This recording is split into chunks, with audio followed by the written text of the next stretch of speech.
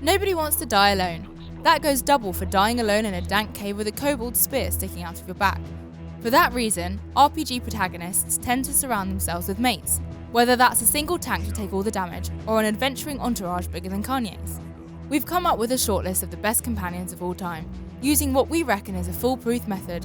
We thought really hard about all the RPGs we've played, and then wrote down all the characters we could remember. Turns out there's about 8. Oh, and while we're remembering things, do hit the bell to subscribe if you fancy more vids.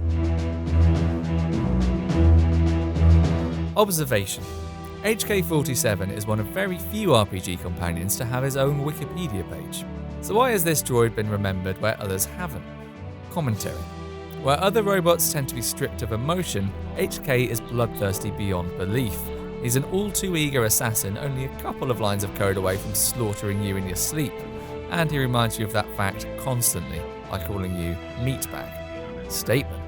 Though his parts may rust, HK's popularity never dies. Obsidian had a whole planet of HKs planned for KOTOR 2, and BioWare recently built a near-identical model in an expansion for the Old Republic. Analysis. Perhaps HK's speech patterns hide the secret to his enduring appeal. Where he could have been terrifyingly cold, the quirks in his programming allowed him to play comic relief. A threat doesn't sound quite so menacing when it's preceded by the word expletive. Love is making a shot to the knees of a target 120 kilometers away using an Aerotech sniper rifle with a tri-light scope. With her scrappy clothing and a staff made from what appears to be little more than a tree branch, Morrigan certainly lives up to the Wilds bit of her Witch of the Wilds title. But she's no crazy lady from the forest. Morrigan is a sharp, shrewd and often condescending character. She clearly takes joy in savaging others with her words, and it's a tone you can't help but embrace. Along with her sharp tongue is a sharp mind, and one with interesting ethics to say the least. Most famous of Morrigan's deeds is her plan to save the Grey Warden from their deadly fate by conceiving a child with them, and then sacrificing the unborn fetus to the game's big bad.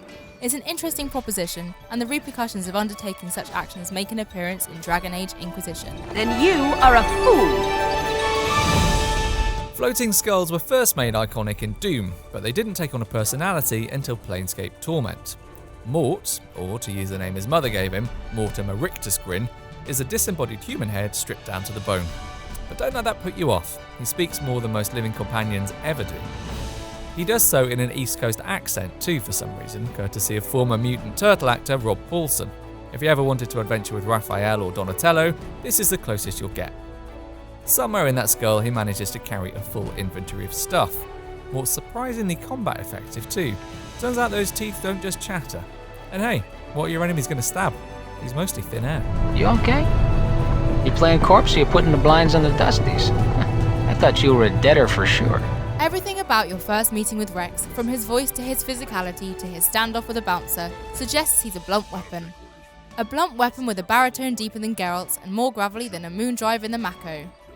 But there's complexity there that BioWare allowed to unfurl slowly over the course of many hours in his company. Wrex is, for instance, one of very few Krogan concerned about the fact his race is on the way to being exterminated like rats. If he seems jaded, it's because he's fallen out of love with the pride and battle lust he was brought up to embrace. He's caught between tradition and self-preservation. Despite that physical presence, Wrex is most often a voice of welcome calm in a bombastic universe. That is, of course, when he decides to speak at all. Shepard. Commander Shepard. I've heard a lot about you. The Valentine's detective agency signs are an eyesore. But you'll know that, of course, if you've spent any time with Nick Valentine. He tends to repeat his favourite lines as you wander through Fallout 4. You'll forgive him though, because he's good company. Having a private dick around. Sorry, what's so funny about that? Come on now. Having a private investigator around lends anything you do in the Commonwealth an air of film noir. And where other synths are either slick chrome or perfect replicants, Nick has the torn skin of a prototype. He's a man halfway to being human, and his side quest is just as fascinating. While Nick knows his memories are implanted, he cares about the people in them as if they were his own, even though they've been dead for 200 years. And you thought Bethesda writing was bollocks, eh? Nick, you really don't know? I'm a synth. Synthetic man. When people say that a good song can make you dance, it's usually a turn of phrase. Not for Sirin. She's grown up with a voice that can make people dance, laugh, cry or kill. It's not the sort of responsibility a hormonal teenager needs, to be honest. It doesn't escape the notice of the powerful forces at work in Tyranny's world either. By the time you meet her, Sirin has been through the ringer, first as an ornament in the court of Kairos, then weaponized on the battlefield of the Tears. Obsidian write her exquisitely as a strong but damaged personality. The really neat trick, though, comes in the levelling, where you can make her ever more dangerous or steer her in a more healthy direction with healing spells. It's a brilliant marriage of character and mechanics. Your presence displeases me. Here's the thing. The best character in the new Torment was written by somebody who'd never attempted a companion before. But here's another thing. That writer was acclaimed fantasy author Patrick Rothfuss. He first pitched Rhin to a room full of veteran RPG designers and knew he was onto something when Chris Avallone started nodding along.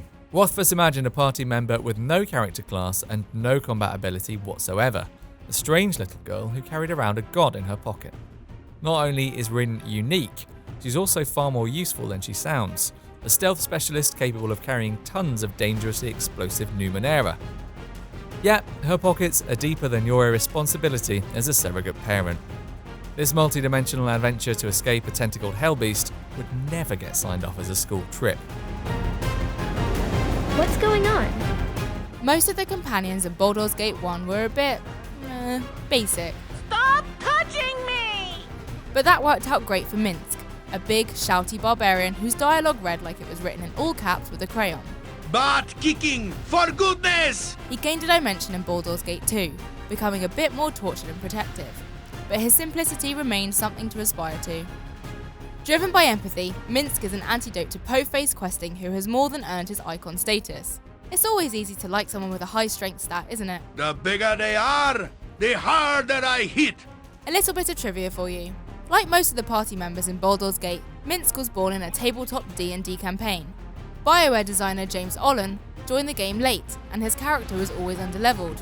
Thus, Boo the giant space hamster was born. Go for the eyes, Boo! Go for the eyes! Sorry, it's a reflex I've had since 1998. Minsc will lead with blade and boot. Boo will take care of the details.